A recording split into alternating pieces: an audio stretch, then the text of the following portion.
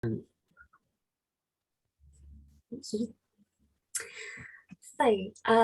afternoon, everyone. Welcome to this talk on decolonisation, distance and ethics. I am Victoria Parkinson. I'm the chair of the ARLIS Cataloguing and Classification Committee. Today's event has been organised by us as part of a series of talks that we're hosting on cataloguing and classification ethics, and recordings of these talks are going to be on the ARLIS YouTube channel later on. Thank you very much to the other members of the committee for organising this talk today.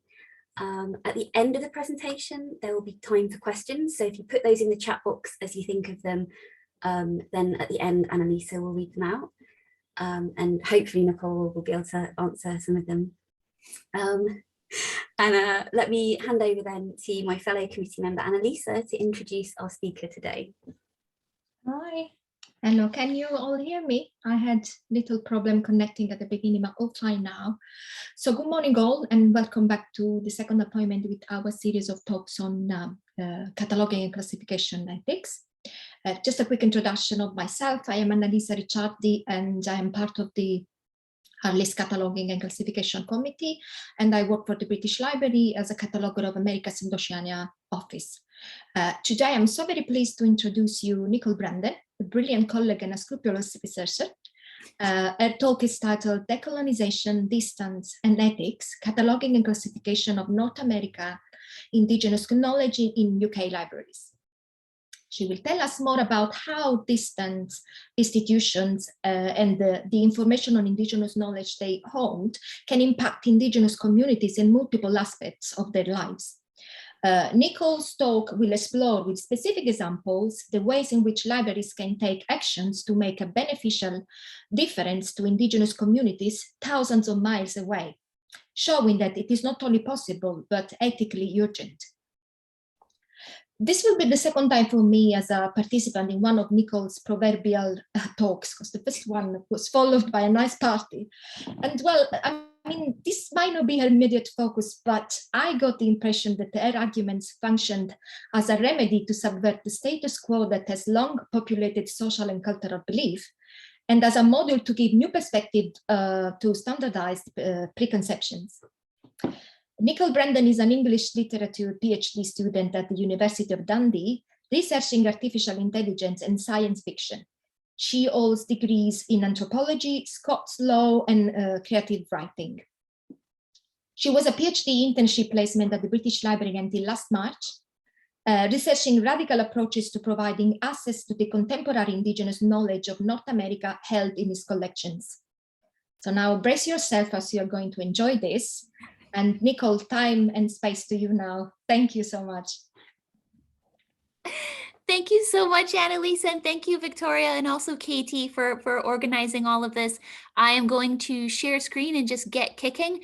Please do leave comments and everything in the chat, everyone. I will not be able to see it while I am presenting, but I will be able to see it afterwards, and I'm sure that comments and questions will be collated for us to discuss later. Hold on one second. Let's do share screen. This is gonna be fun.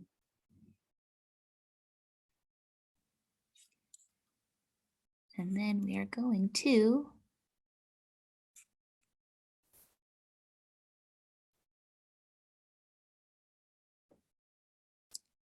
there we go. Can someone just shout out that you can see the slides? Yeah, perfect. Thank you so much. All right, everyone. The title of today's talk was Decolonization, Distance and Ethics in reference to cataloging and classification of North American Indigenous knowledge in UK libraries.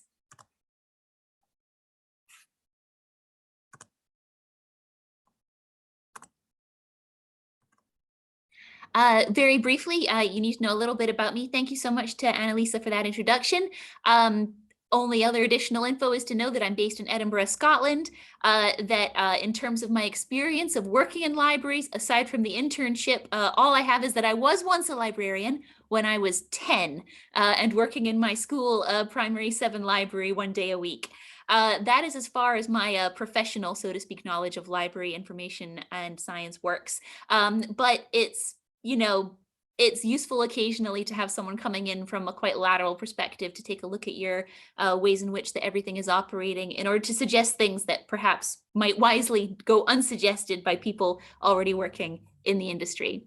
I would also like to remark that, as it said in the briefing for my talk, I am not an Indigenous person of North America, but I was born and raised there. There is a distinction, and that distinction is going to be a big part of what we are discussing as we go on today. A quick précis of what we're going to be covering. I promised you talk of decolonization. I promised you talk of distance. I promised you talk of ethics. And I promised it all in relation to the North American Indigenous knowledge collected in UK libraries with relation to its cataloging and classification systems. Now, I wanted to also foreground this quote here from the first Archivist Circle, their 2007 Protocols for Native American Archival Materials, because it was the inspiration for this talk and the way that it's structured around the concept of distance. It's a call to, realization for anyone working outside of, in this case, North American Indigenous environments, to realize that they do and can have an impact on the current well-being and the future well-being of these communities, even if they are a group of people that in your mind you didn't anticipate your collections or your work area would ever engage with.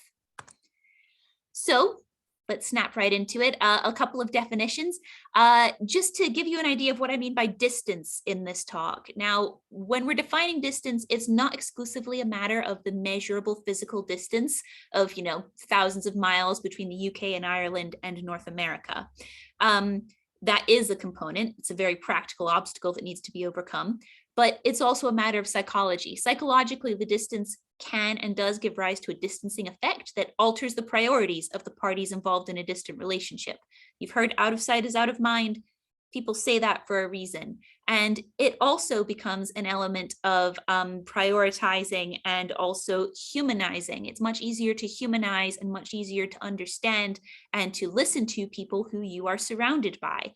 This isn't rocket science, but it's an important element of the state of play when we think about North American Indigenous knowledge and us in UK and Irish libraries.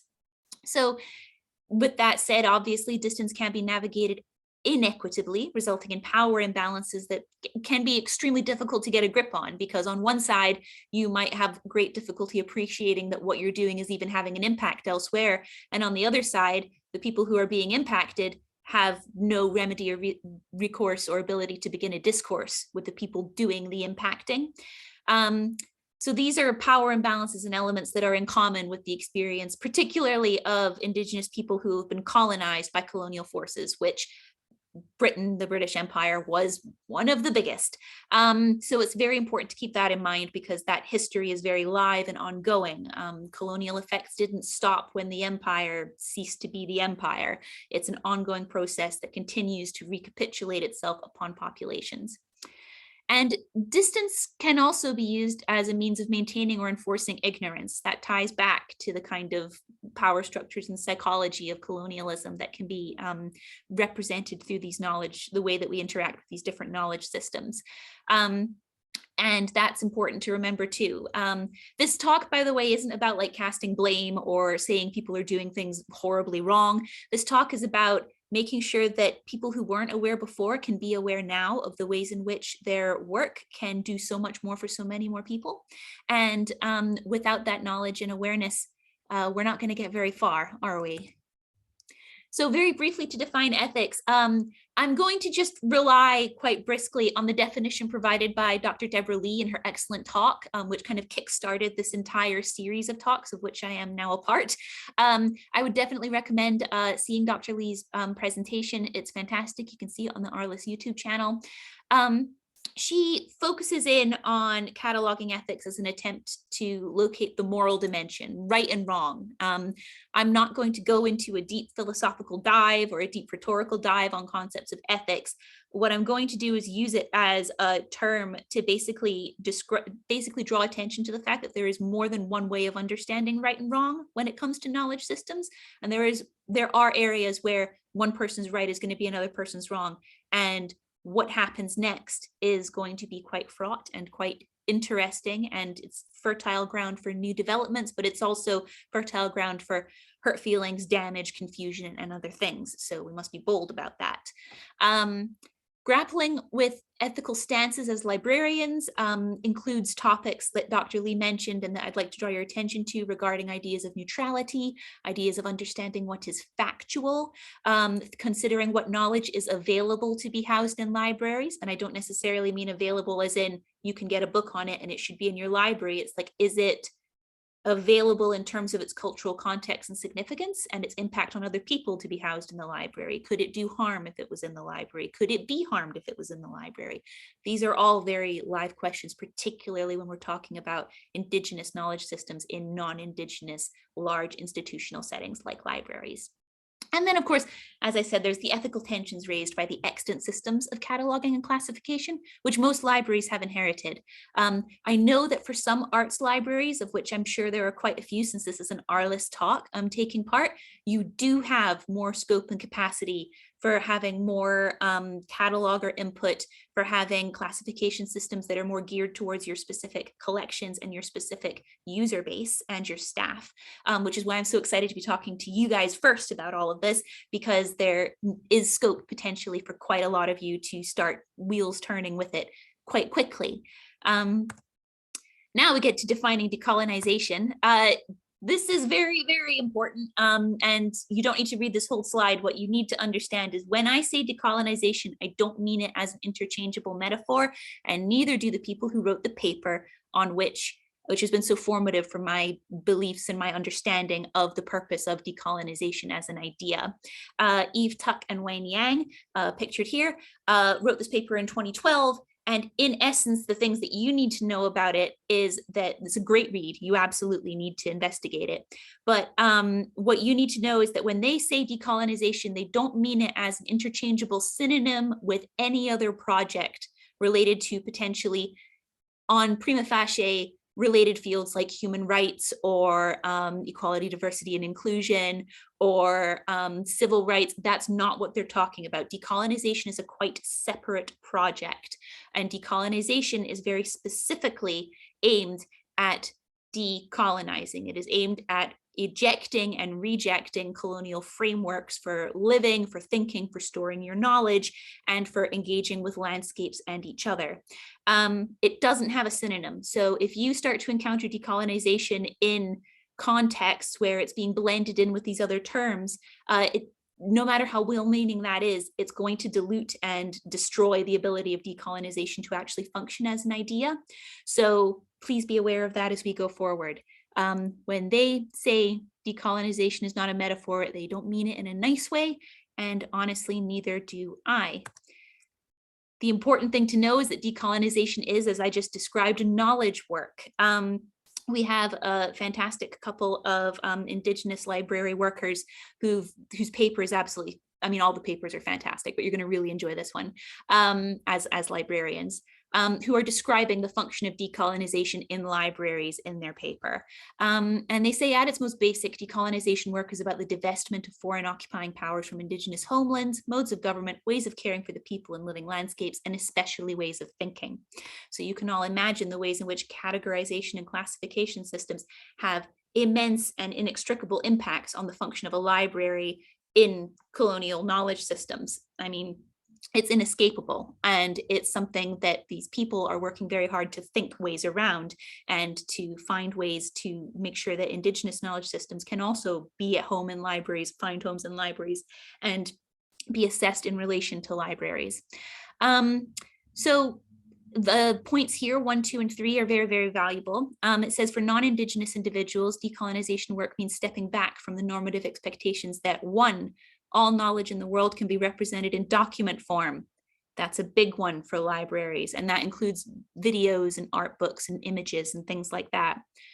2, stepping away from the normative expectation that to some degree it already is. So the idea that the knowledge does exist because it's been captured, that because it was captured, it's all there is. That's a very weird tautology, but it does persist.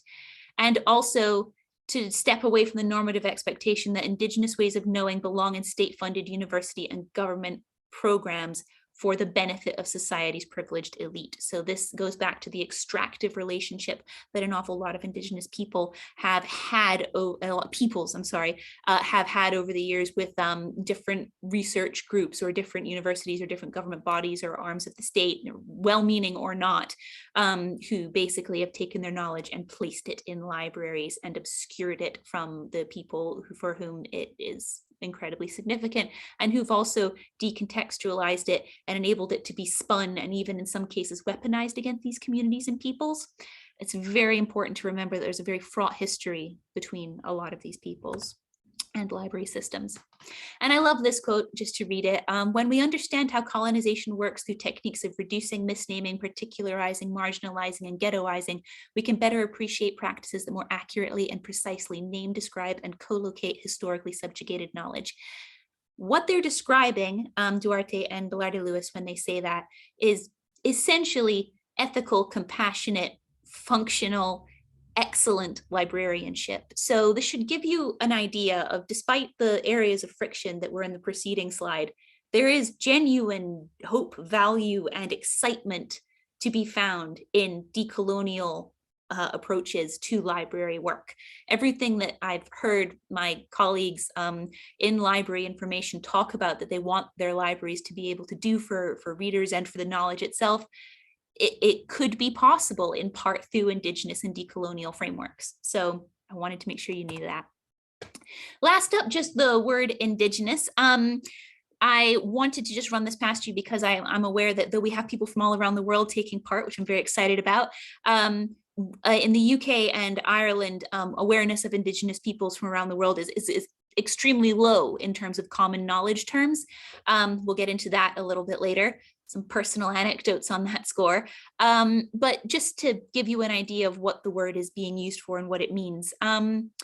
Essentially, the UN Office of the High Commissioner for Human Rights has some nice descriptions that are helpful in an international context.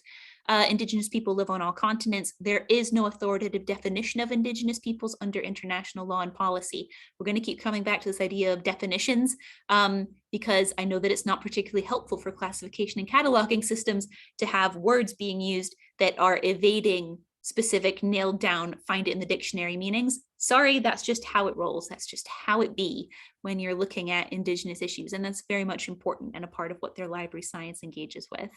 I also like to make sure that there are strong historical and ongoing connections to their lands, territories, and resources is highlighted in your minds when you think about Indigenous people, because the clue's in the name. And that relationship to land, to place, to the possibilities enabled by being positioned in that land, in that place, in relationship to it, that is a very strong component of Indigenous identity in what I've observed, particularly in the areas of North America in which I have been able to do this research. So another thing to be aware of is, why say Indigenous instead of Native American, First Nation, American Indian? Why is this the specific term that's being used? Honestly, it's because currently it's the most useful term because it's utilized by a large enough proportion of relevant parties to function. It also does the work of crossing the medicine line. It crosses the Canadian-US border and also the US-Mexico border and across to the Caribbean. So all elements of North America can be included under the term Indigenous. A lot of Indigenous populations don't have settled status that they would basically use as part of their identity in one country or the other.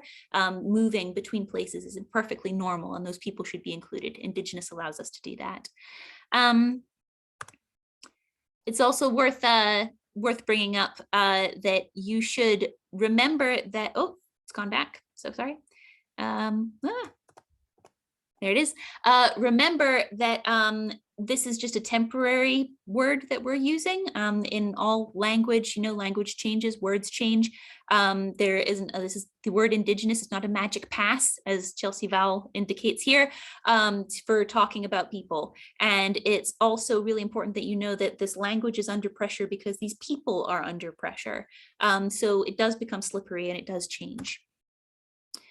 I also want to make sure that you aren't going to be equating Indigenous peoples exclusively or even primarily with ideas of being marginalized, violated, oppressed, damaged, people. We are going to be talking about some heavy stuff a little bit later, but that is a part of the story, but it's not who these people are. Like, who you are is not what happened to you necessarily. Indigenous scholar, I think she's a member of the Aleut community, Eve Tuck, again, basically wrote this excellent letter called Suspending Damage, which I thoroughly recommend people read, which is essentially an open letter talking to researchers. And she would be talking to you all as well if she knew we were having this discussion about the dangers of damage-centered research. So research that takes place because you see that a population or group is damaged and you want to get in there and litigate it or gather evidence about it. Long-term, that can have really serious deleterious effects to the self-identity of these groups and to how they're regarded by everybody else. And it's really important to think long-term, because what is more long-term than a library? When we're thinking about this stuff, just want to caution you against that impulse.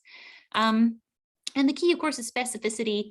You know, there are over 600 distinct tribes, communities, and nations in just the continental US and Canada, who've been moved all over the place, whose names have changed, whose identities have changed, who have split, moved, reformed, come together. It's an incredibly complex situation. And from the distance that we are at in the UK and Ireland, when looking at all of this, it can seem overwhelming at first, but that's because the key is to narrow down who you want to talk to and get the information from them or from close sources to them as best you can. And it's a great way of reaching out to communities whose collections you hold and whose information you hold, and building those bridges. And it's necessary, you know, specificity is very, very important. So that said, let's bust right onto a case study. We've got 3 of these. Each of these are focusing on a item that I found in the British Library's collection, and we're going to look at how it was cataloged in the Explore catalog, which is the tool used by library users and members of the public to search in the library's catalog and find what they would like to request to the reading rooms. So case study number 1, Nazdij. All right, the book, The Blood Runs Like a River Through My Dreams, a memoir by Nazdij. This basically had its first episode into the world in the form of a short essay, which was later included in the book in June of 1999 in Esquire magazine. It tells a very grim, sad, but perhaps ultimately uplifting tale of the life and death of the adopted son of the narrator, Nazdij, who passes from fetal alcohol syndrome. And it also touches into a lot of other very dark and distressing elements of the memoirist's own life on reservation. He identifies himself and his son as Navajo, and essentially that is how this book is presented to the world. You can see right here the quote from Esquire magazine: "An authentic, important book, unfailingly honest and very nearly perfect." We'll see about that. In January of 2006, after the author Nazdij had published several more books and was winning prizes and acclaim and being feted by, it must be said, non-Indigenous literary personalities as the hot new thing to come out of Navajo country, it was revealed by Matthew Fleischer in LA Weekly that this was an expansive literary hoax, and Esquire itself, you know, doing some form of due diligence, kind of went and did an interview with the author himself. And in that we get this quote, which is: "The LA Weekly story was correct in its assertion. Nazdij was the brazen invention of Timothy Patrick Barris, who grew up and went to high school in Lansing, Michigan, whose father was employed by the local power plant, and whose mother's family is Scandinavian. Fleischer found that for years Barris had written gay leather porn and sadomasochistic novels." I don't include that last line as like a titillation factor, although it probably will help you to remember this story. I include it because this man was already writing and quite successfully established in genre, and he was writing as part of a subculture where he was quite well known. And the very curious thing is that, knowing that about him and his previous writing, when you look at his novels published under his Navajo alias, you realize that he was treating Navajo identity as a subculture that he had a right to step into and appropriate in order to create and then sell his art and build his profile, which is very distressing, but you don't need me to tell you that. You're going to hear from Indigenous writers about that soon enough. This is the Explore catalog entry for this book. Now, this was a big blowout. It was all in the press. It was well known that this man was a fraud and that all of this was going down. But when you look at the subject headings and you look at all of the information in the British Library's Explore catalog for The Blood Runs Like a River Through My Dreams, there is no mention in there that it's fiction.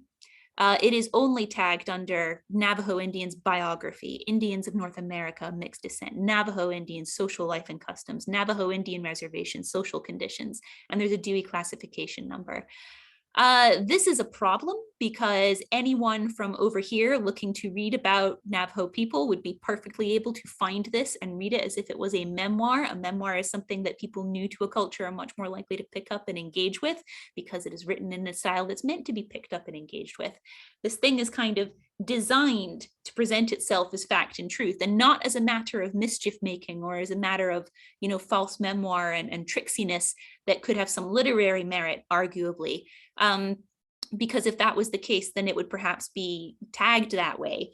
In this case, it's simply being presented as if it was a biography. And it's distressing because of the implications that has for someone researching all of this, because if you didn't know this story, how would you know? Later in the LA Weekly original expose, Fleischer gets a comment from Suzanne Sean,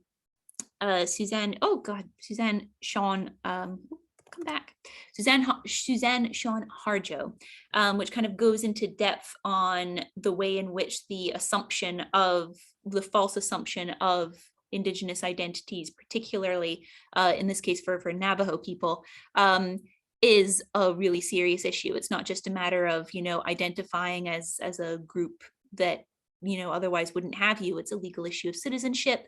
And it's something that means that you are then putting yourself in a position where you are broadcasting your ideas of their culture as if it was fact, and you are being able to do so unchallenged in library records in this case. Definitely a situation needing looked at. And it's a symptom of a larger American cultural trend, and Canadian too, North American all in all cultural trend called pretendianism or playing Indian. Philip Deloria wrote an excellent book called Playing Indian that I really recommend. It's a great read, where essentially he kind of goes through the historical precedent for settler communities, so non-Indigenous communities who came and settled the land and kind of became the majority and enforced their life ways upon everybody else, basically reacting to their own past and their own engagement with where they came from and what they were actually doing by making themselves innocent by playing Indian. It was something that happened as far back as the Boston Tea Party. That is what the men who got onto the ship and tipped the tea into the harbor dressed themselves up as and played as while they were doing that action, that in their mind, you know, anti-colonial action, because they were reacting against the British taxations. So this is important to understand, because it's been a part of society for a very long time, and it's had very well documented deleterious effects on ideas of Indigenous sovereignty, ideas of Indigenous personhood, individuality, culture across most of the tribes. And it's a serious problem, tribes and communities, I should say. So this is a problem. And it's, as I said, there's a long history of it, particularly in literature, as a way of kind of expanding to you on how this isn't just a hoax. Controlling the narrative is what is being done here by settlers to Indigenous people. A very infamous example is The Education of Little Tree, a true story by Forrest Carter, originally published in '76. This book was a New York Times bestseller, widely available in classrooms and libraries. It was a recommended read for children even when I was being educated in South Florida. And it's a book about a young orphan boy learning Cherokee wisdom from his grandparents. This book was written by a KKK member named Asa Earl Carter. So when Indigenous people tell you that pretendian behavior and playing Indian feeds into white supremacist behavior patterns and narratives, I don't know how to get you better evidence than this. So my question is, what can be done about this? Because these are not new issues. The friction between a library's duty to abstain from censoriousness via its classification and cataloging, and it's, you know, the reality of what's in its collections. That's a very real thing. Karen Snow's 2015 article is excellent for examining this. It also has a very good analysis of the metadata history of the education of Little Tree. But in Snow's article, none of the suggested and encouraged actions to treat cataloging as an ongoing ethical practice goes into specificity on the specific type and degree of risk to Indigenous communities co-opted into a writer's attempt to play Indian. It's a very specific kind of harm that's being perpetuated, and that isn't really being understood broadly by analysis, both the academic and social, of the literary hoax. And that is something that libraries need to face up to. It's not just something that happens in the lit community and causes a scandal. When you have that book on your shelf tagged that way for the next 100 years, what are you doing, really? This is important to think on. So, as I said, it's a specific branch of false memoir rooted in a behavioral pattern that causes ongoing harm to Indigenous people. So, what can be done about it? What should be done about it? I cannot tell you this because I do not have your jobs, but I need you to know that it's something you should be aware of, and so do Indigenous people. They need you to know that this is a factor. Case study 2, Company Crown and Colony, the Hudson Bay Company and Territorial Endeavour in Western Canada. Give me 1 second, I'm gonna check a clock. So this is great. I actually really enjoy this book. Oops, so sorry, clicking around. Stephen Royal wrote this book, came out in 2011. It is a book about the Hudson Bay Company's kind of crown colony on Vancouver Island. It was a very specific, very bizarre, like, enterprise situation happening on this island. This island, by the way, that was already inhabited by at least 3 different distinct communities of Indigenous people before the trading company turned up. So the point of interest here is that the subject heading metadata makes no mention of even a broad category of Indigenous peoples when catalog users would navigate by those tags. So you would navigate with these tags, you would use them to find other like resources. But if you were trying to find any resource connecting to the Indigenous people of Vancouver Island, you actually wouldn't find it in those tags. And it's very strange because there are very comprehensive tags otherwise, as you can see. This is despite chapter 3 of the book explicitly detailing the history of relations between the company and different tribes of Indigenous peoples on Vancouver Island. This is significant because it's a matter of looking at this through the distance involved. When Stephen wrote this book, he made sure to have that entire chapter, and it's very precise. It has names, it has dates, it has emotions, it has, you know, really detailed descriptions of events that happened involving named individuals and groups on specific days and times. And it's in that chapter. So that chapter is an invaluable resource, you know, for any descendants of the Indigenous peoples of Vancouver Island who do exist. And they would not be able to find it by navigating through the available metadata on the library's Explore catalog. Now, what this means is like twofold. We've got accounts of colonial activity. That is one of the main things that UK and Irish libraries would have that could be of that relates to Indigenous knowledge. Often these were gathered through company enterprises, and they are a major research area of study of many Indigenous people, particularly those in Canada and the eastern half of the United States. These accounts aren't just like for local color, they can be used to discover the fate of individual people and entire cultures. And this information, by the way, was habitually controlled, destroyed, or removed from access in the Americas, but it was retained in the colonizing forces archives, which are based here. So when we talk about distance, you know, this is one of those instances where stuff being held at a distance on Indigenous populations would be preserved where otherwise it might be lost or occluded. So that's really important to respect. And it's important to think about it because colonial activity by definition engages colonized. I mean, these records are not just valuable, you know, as bank statements, etc. You know, this is an extraordinary wealth of information that if you read with a variety of decolonizing research and reading methods can fill out the shared history of multiple perspectives who were involved in it, including Indigenous ones. So this book I like to give to you as an example of how a different approach to cataloging could make our distant institutions so much more accessible to Indigenous people for whom this information is deeply significant. And it could assist everyone looking into these issues, because by examining it with being able to find it even under an Indigenous peoples tag would mean that someone looking for that information from an Indigenous peoples perspective would be able to include Stephen's chapter in Stephen's book in what they were discovering. And that's deeply significant. That's really important and really interesting. It's a great book. If you're interested in any of that, definitely take a look. So, what can be done about it? As I said, just maintain awareness that this is a significant route for researchers. Be doubly aware that researchers are not only UK historians, they include Indigenous peoples looking for information about their own personal and community histories in one of the few places where it has survived in a written form. And also, as art librarians, I'd like to kind of draw the attention to those of you who are art librarians. You may hold images or textiles or elements of material culture in art books that belong to Indigenous peoples and that may be sensitive, sacred, or distressing in nature to encounter unprepared.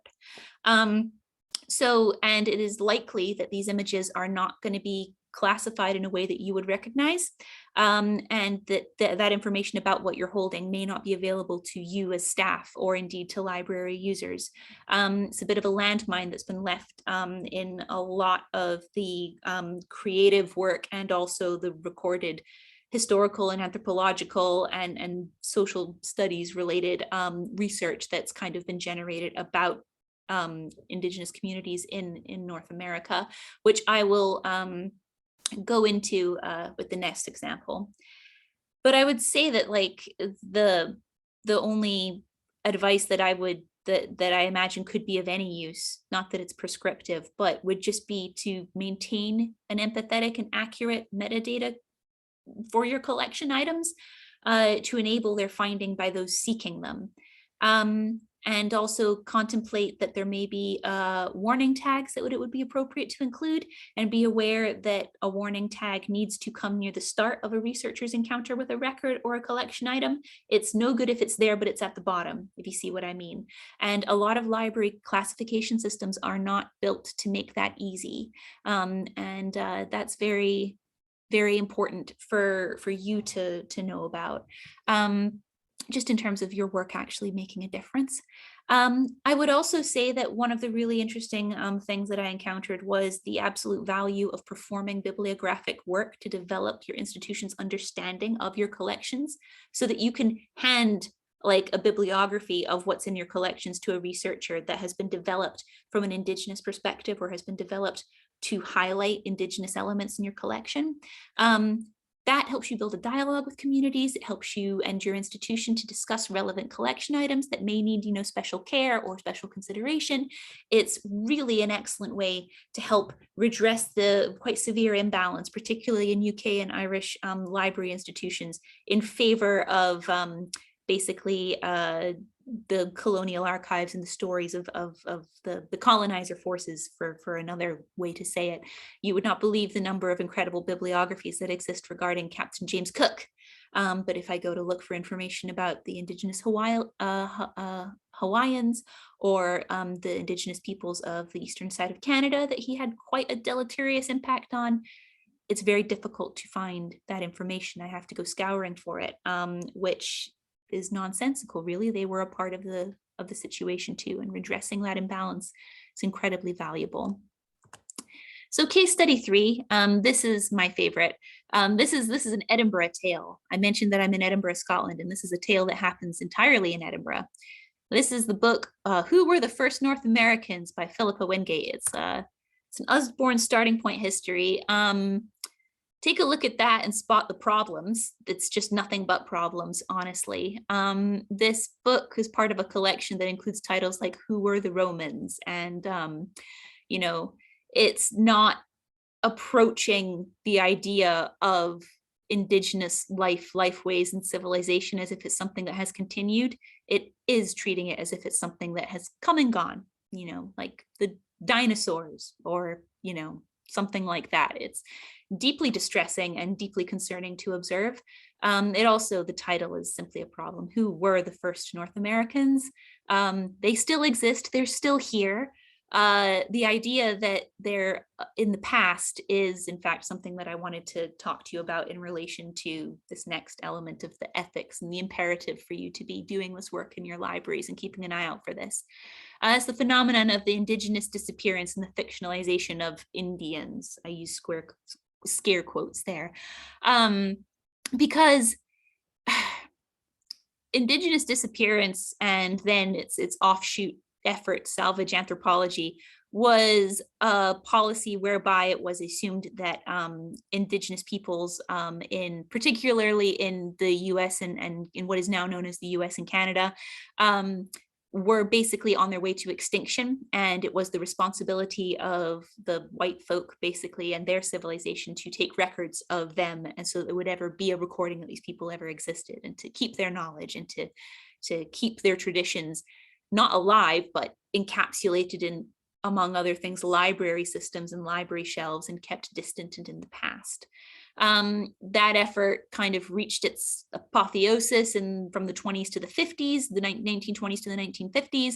Whole generations of anthropologists dedicated their entire careers to trying to scrape together knowledge and information and excise it from these communities on the assumption that these people were going to be extinct very soon. Obviously, that did not happen. They are still alive. They are still having their life ways. They are still among us, and they ought to be treated that way. But unfortunately, it doesn't happen a lot of the time. And this is a common knowledge kind of barrier that's very difficult to clear.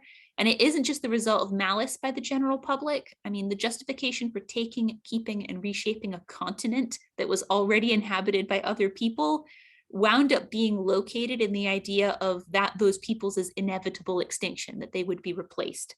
Arguably, a shift that happened after settler populations could no longer just mindlessly ascribe to the kind of savagery, apologies for using that word, or extermination that was being enacted, against these populations prior to that, that once it was no longer acceptable to be warring on them, it became more acceptable to understand them as becoming extinct. And all the same, either way, it categorizes indigenous people as dangerous and subhuman. And it's important to kind of look at that and to understand that, because that attitude also exists over here in the UK and Ireland. Brief story time. When I moved here as a 10-year-old and I told my new schoolmates that I knew, I would have said I knew Native American people. In specific, I knew Cherokee people, and I had seen and met Seminole people. They thought I was a fantasist. They thought I was making it up, because no, those people don't exist anymore. It was like saying I was going to school with pirates. And this was when I was a 10-year-old, and it wasn't good, but it was giving you an idea of the state of play, because those narratives were distant. We don't necessarily over here encounter people who are indigenous to North America often or at all. So the ability to just dismiss their mention as if they were fictional, it's backed up by pop culture, and it's backed up by the books available to children under the history section in their local library, as we've just seen. So I mentioned that this story all takes place in Edinburgh, and another person of Edinburgh of some note. We can discuss and have a look at the kind of ways in which the distance gets traveled back upon the people, the indigenous people of North America, when these ideas are basically just left to fester and go unquestioned and unassessed by people here. J.K. Rowling was doing promotional writings about the North American wizarding culture of her fictional Harry Potter universe around 2016. There were millions of hits on these pages. It was an incredibly popular thing, because Harry Potter is very popular in North America, and so a lot of people were very keen to hear what her take on their cultures would be. The page introducing her fictional version of the indigenous magic systems is opposite, and you'll see that there's a word that I have blanked out. Essentially what happened was there's a lot of problems with how this is phrased. It's very insensitive. It describes like the North American magical community as if like all these distinct and completely different groups of people don't exist. They're homogenized into one, they're totalized. It describes quite sacred and quite significant belief systems and creatures, particularly to Navajo Diné culture, as being a hoax perpetuated upon people by bad Indigenous folk. And it's quite violating and difficult for people for whom that is a sacred concept to encounter that being discussed at all, never mind being dismissed in this way and characterized in this way. And there were problems because she was called on this near immediately by Indigenous writers and people on social media. And the response was simply to double down. This page is still up. It's still online, despite the harms being perpetuated by it being iterated to her. One of the more expansive responses, because she was waiting for this to happen, came from Adrienne Keene. And what she basically detailed here was that not only was this inaccurate, not only was this offensive, not only was this violating, what it did was it opened out something that was quite sacred and to be kept quite internalized, as if it was something to be cast about the public square and reinterpreted by this non-Indigenous person's imagination, and then presented as if it was perfectly valid, fantastical storytelling. She says here, these are not things that need or should be discussed by outsiders at all. I'm sorry if that seems unfair, but that's how our cultures survive. That quote is really powerful to me because it really puts its finger on the pulse of what Tuck and Yang in Decolonization is not a metaphor, it would call an incommensurability about ideas about knowledge and information that exists between different groups of non-Indigenous and Indigenous people, in particular between a lot of settler institutions and Indigenous institutions in North America. The idea that this knowledge has no business being anywhere but where it originated, and that these Indigenous disappearance records, that these, salvage anthropology ideas of how you could treat and communicate and decontextualize and spin this information about these peoples was inappropriate. And it's very powerful to me, because the idea that is how a culture survives, that's what's at stake when this kind of thing is happening. So this all happened in Edinburgh, but it had a massive impact over the pond. So don't think that what you do doesn't matter. So I would just say, when you think about what could be done, work to increase awareness of materials by and for Indigenous people among your readership. Don't be afraid of complicated questions or incommensurabilities. Don't be scared, because just remember, decolonization is not a metaphor. You're working towards something when you take on decolonial work. And that something will enable your libraries to do what they purported to do from the start, really engage with the full ranges of human knowledge that actually exist, not just what you can find in a library. And it helps you to realize that your library could have so much more in it. There is other stuff that could have a home in your library, if only your library was a different shape. And your cataloging and classification is a great way to get started thinking about that. These are some great examples to inspire you before I say goodbye. This is the National Museum for the American Indian, the Smithsonian in Washington, D.C. If you ever go there, by the way, get yourself some lunch. Best Indigenous cuisine I have been able to encounter. Very delicious. Go down to the basement, feast, enjoy yourself.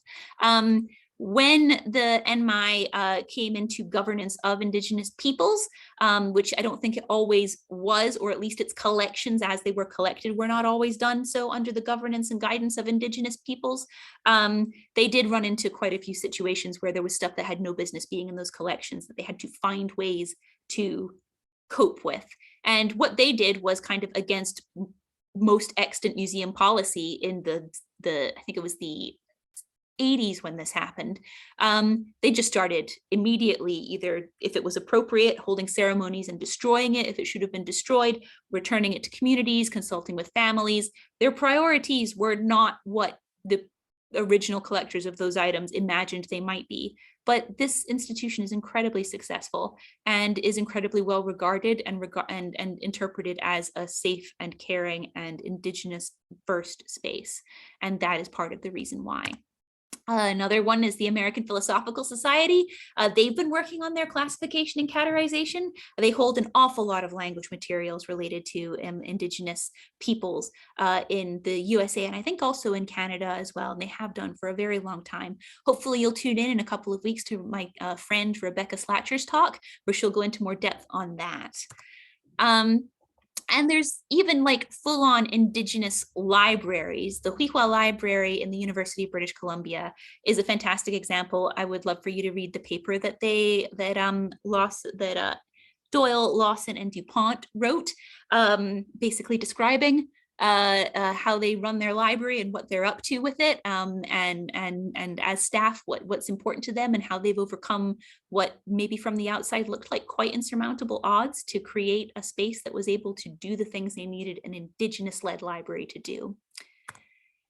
And last up, I just wanted to kind of run past you this phenomenon of land acknowledgements. These are all land acknowledgements from various libraries across the USA, I think. And you know, they're lovely and they serve a purpose, but unfortunately that purpose is not enough when we think about what they are actually doing. A land acknowledgement is a way of saying this building or this institution is occupying land and space that was originally the home to somebody else. And a lot of libraries go in for land acknowledgements. You understand why, because they're positioning themselves in place, in space and time, the way that they position their collections. But the difficulty is that land acknowledgements cannot possibly go far enough just as they are. If you just fork over a land acknowledgement and do nothing more, all you have done is resettle the narrative. All you have done is say, yep, that was a thing that happened.